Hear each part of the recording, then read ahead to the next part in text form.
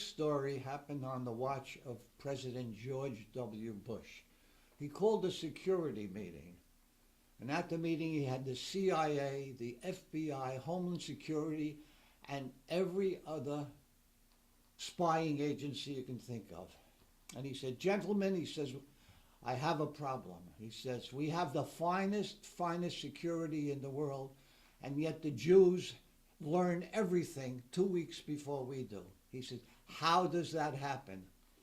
And a little old man from the back raises his hand. He says, Mr. President, the Jews have an expression. He says, what's that? They say, Vos Herzog. He says, what does that mean? It's, what's happening? What's going on? What's doing? But it's the way they say it that make people spill their guts and tell them everything they want to know.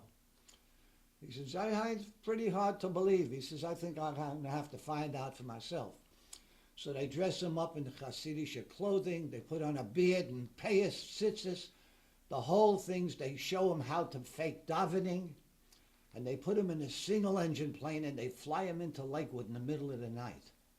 And they drop him off and he's picked up by a 1989 Chevy station wagon with a dented fender and a broken taillight. And they drive him into Lakewood and they put him off in front of a synagogue. He goes into shul and he sits down, he picks up a sitter, and he starts make-believe he's davening.